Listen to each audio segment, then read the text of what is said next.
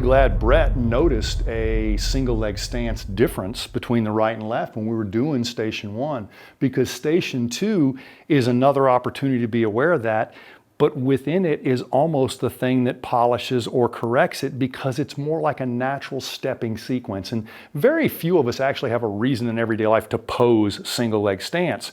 But it's such an important component to running and agility work and even walking that it's nice to give people an awareness of that. So what I am going to get you to do is just a backward lunge.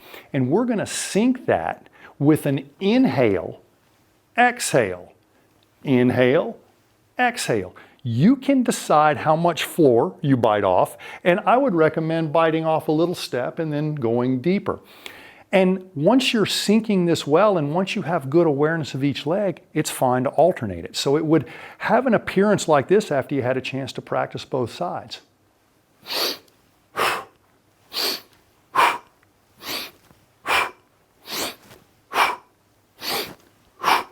One thing I want people to understand is I don't care where the clubs are. If your elbows are pointed as close to the ceiling as possible, that's really important to me, and it'll put the clubs right where they need to be.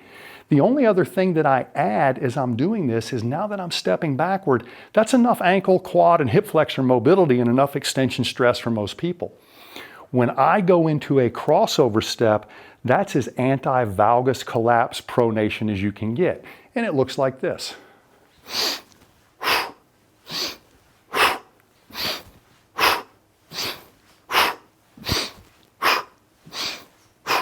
So just come through the stages, get aware on that backward step, go a little bit deeper first. That'll get your sort of flexibility orientation, but you actually use that push off to help. Just like the knee pump helps you in station 1, that calf actually keeps the clubs floating in station 2. Got it. So just play with it. Let's give it a whirl. Give it a whirl. So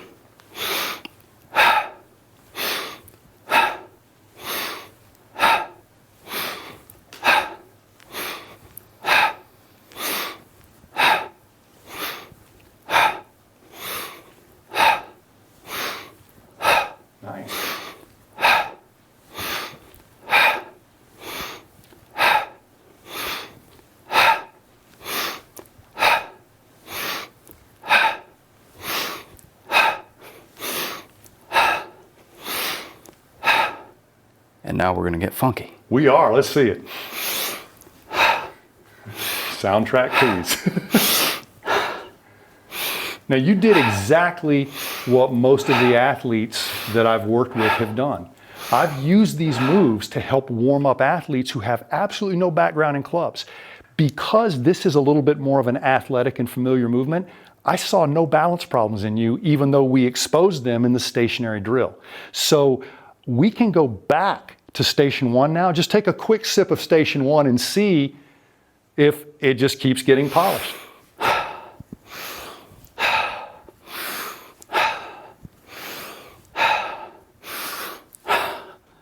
Ta-da! And I'm going to ask you, what changed? Your breathing, your awareness, or your control? Yes. There you go. So that is the backward step, and I introduce that always as station 2, but no matter where you are in these stations, please revisit 1, because that's your awareness baseline. That's your own personal screen if it caught you on anything. However, if it didn't, and this one caught you on something, this is the one you revisit, and so on and so on. So find the station that maybe gives you the asymmetrical appreciation, the awkward breathing sequence, or the off balance or less range of motion. Keep revisiting that as we go through these different stations, and you'll find out that the awareness comes and the correction comes right after that. Awesome.